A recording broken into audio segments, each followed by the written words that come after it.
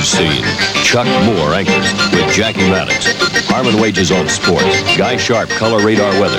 Now, News Scene. Now, Chuck Moore. Good evening. Here's what's happening. At this very minute, Georgia railroad crews are working to untangle a dangerous derailment in eastern Rockdale County. TV5's Charles Ely was on the scene. We hope to have a report from him just a little later in News Scene. The Civil Defense says the businesses that were evacuated there will not be allowed to open in the morning. They are John Deere, Gas Incorporated, Lawrence David, Evans Tool and Die, and all other small businesses in the area. I'm told now that our report from Charles Ely is ready, so here it is. And sheriff's deputies started to evacuate the area's residents just minutes after the derailment. Among the 16 cars that were thrown from the tracks, 2 tank cars pose a serious threat. One is leaking alcohol and could pollute the nearby Yellow River. The other is an even greater concern because it contains liquid propane. Everything has been sealed off to the north of the freeway and to the west, the territory known as Shady Grove, approximately 300 or 400 people, I would imagine. Is that the area they're concerned about? At this point, yes. Why is that? It's my understanding by talking with someone on the scene that the position of the tank car, if in fact that it does blow, it's going to come back in a west direction towards this territory. Because of the danger, an entire section of Interstate 20 was completely closed to traffic for several hours. Most of the evacuated residents have been taken to nearby Heritage High School, where food and shelter are being provided. Most of the people had no knowledge of the wreck until the troopers told them to get out. When they did, they left with just the clothes on their backs. Well, I can't get home. I got to go back to work in the morning. All my tools I work with at home. My wife worked today. She can't get home, get no clean clothes for tomorrow, so I don't know what we're going to do. It's a little frightening to be that close to it and not know what happened? After what they've said, it is a little bit frightening. There were no injuries among the evacuees or the emergency crews, but a couple of firemen had to be treated for heat exhaustion at the scene. So far, the effects of the derailment have been contained to a relatively small area behind the Rockdale County facilities of the John Deere Company. Authorities say it may take up to 3 days to clean up the wreckage. This is Charles Ely, TV5 News Scene. And once again, the Civil Defense says the businesses that were evacuated will not be allowed to open in the morning. Georgia Power's Environmental Division is trying to find the cause of a large fish kill in the Chattahoochee River. Several hundred dead fish were found floating on the river this morning. The fish, identified as gizzard shad and catfish, were discovered around 7 o'clock this morning by day shift employees at the Georgia Power steam plant in northwest Atlanta. The employees first noticed the fish after the fish began clogging the filters in the plant. Plant manager Richard Pollock does not believe the kill was caused by his plant because the only thing pumped into the river by the plant is hot water, which usually doesn't kill fish. There is a possibility that the kill was caused upstream from the plant, where several industrial sites and an Atlanta sewage treatment plant are located. This is the second report in a week of a fish kill on the Chattahoochee River. Jackie? Marta made a little bit of transit history today when it put both of its new rapid rail cars in service. County, city, and state officials were treated to a ride on the East Line, which stretches from Avondale to Georgia State University. Afterwards, Mayor Jackson said for his money it was the best 20-cent ride in town. But it was only a test run. Marta officially plans to open the East Line Christmas Day. Underground Atlanta merchants held a celebration of their own today, too. 1 year ago, a fence was put up around the historic spot and a 25-cent admission fee charged after 2 p.m. Today, Mayor Jackson said over 1.5 million people have visited Underground since then, resulting in almost $275,000 for the city. Merchants say the fence has helped them, too. More businesses have opened up since then. Things came to a standstill at the American Telephone and Telegraph offices this afternoon in Atlanta. Several hundred Georgia Communications Workers of America carried out a surprise walkout.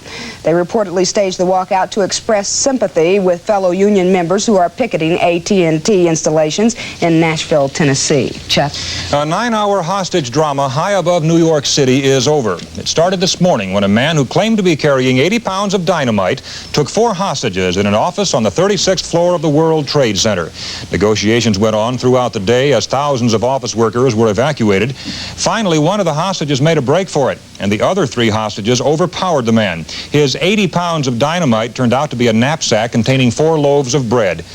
Authorities say the man was apparently angry at being denied workman's compensation. Charges have been filed against 2 Army drill instructors at Fort Jackson, South Carolina. It's in connection with the death last month of 2 recruits who died of heat stroke on their first day of basic training. A spokesman says it was against base policy to give physical training during periods of extreme heat. The 2 teenage recruits died on June 29th. The 2 drill instructors are now charged with involuntary manslaughter. The oldest brother of the richest family in America, John D. Rockefeller III, has been killed in an auto accident in New York. It happened tonight near the family estate at Pocantico Hills. Rockefeller was 72 years old. The Scripps Howard News Service says a large Minnesota agribusiness firm made stock gifts of up to $1 million to the late Hubert Humphrey and his family. Senator Muriel Humphrey, the widow of the late senator, tonight said the story is erroneous. President Carter wants to do something about crime. And the special unit has a report on an inmate at the Atlanta Federal Pen who's been taken for $100,000. We'll have those stories coming up next as News Scene continues.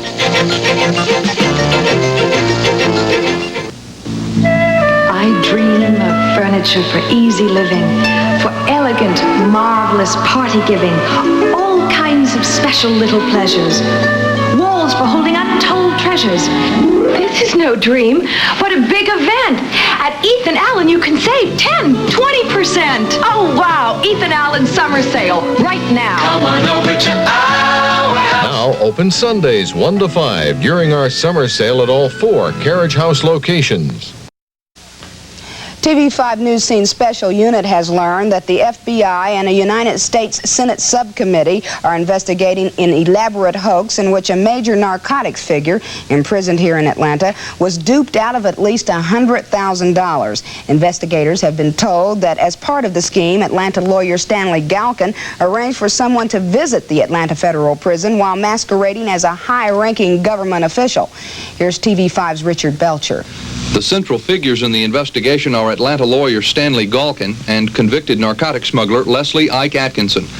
Atkinson was housed at the federal penitentiary here when the hoax is believed to have taken place, either in March or April of last year.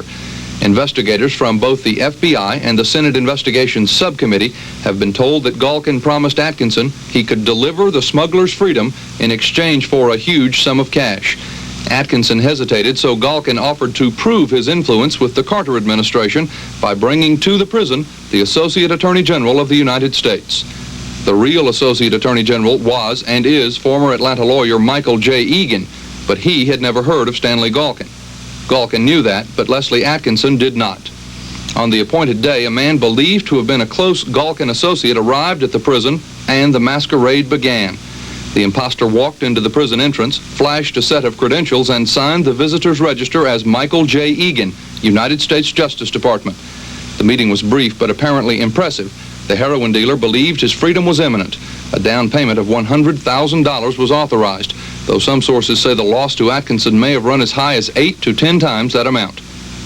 After the incident, Galkin reportedly expressed the fear that Atkinson would have him killed, but Stanley Galkin stayed alive while Leslie Atkinson stayed in prison. An FBI official in Atlanta has confirmed the Bureau's investigation and its interest in Stanley Galkin, but the FBI would not identify Galkin's associate, the masquerader who took part in the Ike Atkinson hoax. Associate Attorney General Egan acknowledged that he is aware of the FBI investigation of the hoax, but he did not elaborate. The FBI has been investigating the case for several months now, but it has not been referred for criminal prosecution. If that is done, the charge would apparently be impersonation of a federal official. Even if there are no criminal charges, both the FBI and the Senate Investigations Subcommittee are known to be aware of other serious allegations relating to the Galkin-Atkinson relationship, and especially to Stanley Galkin alone. For the News Scene Special Unit, this is Richard Belcher. President Carter today called for a reshuffling of the Law Enforcement Assistance Administration. The president proposed legislation to boost federal anti-crime aid by 25% and pour much of the LEAA money directly into bigger cities. His measure would create a new Office of Justice Assistance, Research, and Statistics. Actually, that new agency would absorb the LEAA, which has been criticized lately for being ineffective. Chuck. Criticism is coming in from around the world tonight on the trial of 2 Soviet dissidents. Soviets. The two men went on trial today in two separate Soviet courts. In Washington, White House News Secretary Jody Powell said President Carter felt the trials show weakness on the part of the Soviets, and he predicted they will strengthen, not weaken, the call for human rights. London called the trials a throwback to the days of Joseph Stalin, and Jerusalem urged the Soviets to drop the charges and allow the dissidents to emigrate to Israel. In New York City, a small incendiary bomb went off near a Soviet tourist agency in Rockefeller Center. Nobody was hurt and not much damage was done. A militant Jewish group in New York is claiming responsibility for the explosion. Today was the last day to register for the August 8th Georgia primary. And we'll check in with our troubleshooter. Check it out next as News Scene continues.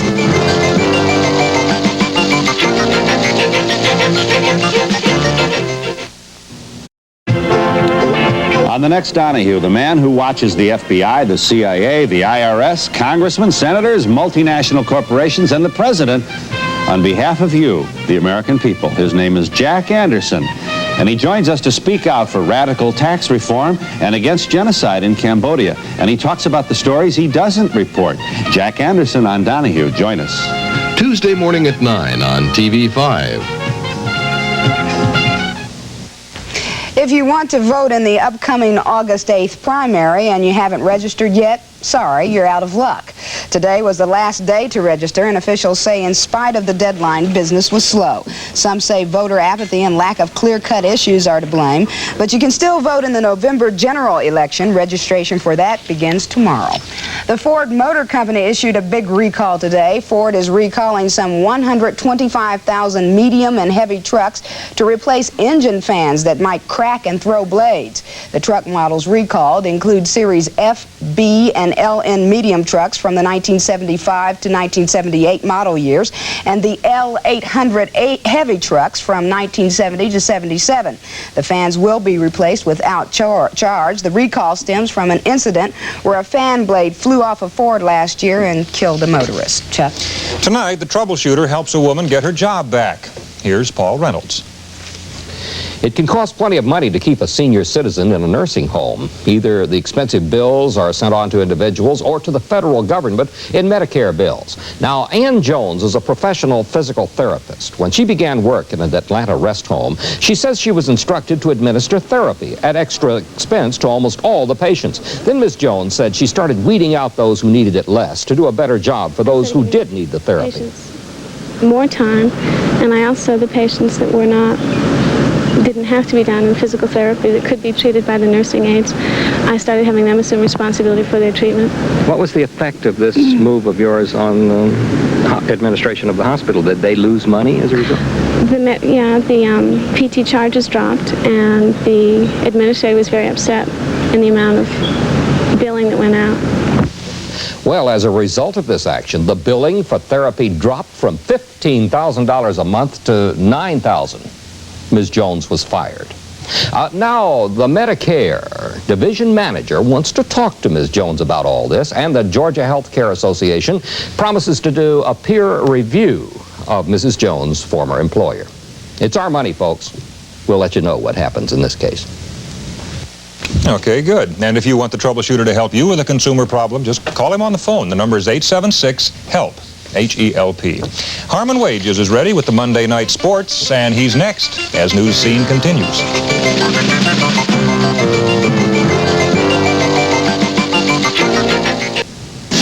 It's that time of the year again, All-Star Baseball time. Hey, did you know they had, for the first time in baseball history, they opened up the practice the day before the All-Star game in San Diego today, and 30,000 people showed up for practice to watch them. They announced everybody from water boys to the managers, coaches, players, everybody. However, the American League is having problems, mostly though, and who else? The New York Yankees. First catcher Thurman Munson was out, then Craig Nettles with a sore toe. And now Reggie Jackson says he has a fever of 104 degrees, and he has scratched himself from the game. Reggie Jackson is out. In addition to that, Boston shortstop Rick Burleson and their outfielder Carl Yastrzemski are out. And to make matters worse, Vida Blue will start for the National League. And now he is the only player to start for both leagues in the All-Star game. In 1971 and 1975, he started for the American League. Also, got some trivia for you. The National League, this is in case you want to talk to your boys on the corner before tonight's game. Tomorrow night's game. The National League has won 15 of the last 16 games. Overall, the National League has won 29, lost 18, they've tied 1. National over the American. Tomorrow night is the 49th All-Star game. Now, old Blue Eyes, Jim Palmer, will start for the American League.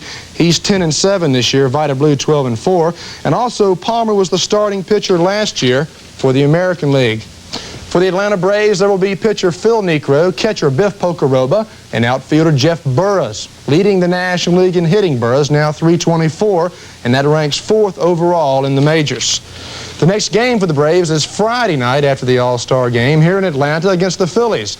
The first of 3 over the weekend, then the Mets come to town Monday and Tuesday. Shortstop Pat Rockett has been sent to Richmond. With the Atlanta Braves in 55 games so far this year, Rockett hit 141. So, second baseman Jerry Royster has been moved to second base, so to fill the gap at second, the Braves have called up Glenn Hubbard, age 20, from Richmond. It is said Hubbard is tough, has 14 home runs, 35 RBIs, however time will tell. Also, the Braves called up from Richmond left-handed pitcher Larry McWilliams, now 6-5, because starter Adrian Devine has been put on the disabled list. Now, tomorrow we continue our once a month or so series on voices in Atlanta sports. You know the voice, but not the face. You hear of the name, but you don't see the face. Now, this is Chico Renfro. Not only a familiar name in Atlanta sports, but the first and only black scorer in Major League history. He's with the Atlanta Braves. Tomorrow we'll tell you about Chico, how he got where he is today, the troubles for a black sportscaster, and take a look at the side of Chico that has influenced many a kid to try and make something of himself. Tomorrow we profile WeGo's Chico Renfro. Tonight's sports quiz question, Guy Sharp, Guy Sharpay, is about bowling. A sport as old as Guy Sharp. However, bowling has grown more. In the year 1959, the top money winner took home only $7,600 total for the year. Sharp takes home that much every weekend. Tonight's question is, what Pro Bowler won over $100,000 first? Dick Weber, Earl Anthony, or Dave Davis from Atlanta, Georgia. We'll talk about Dave Davis in just a moment.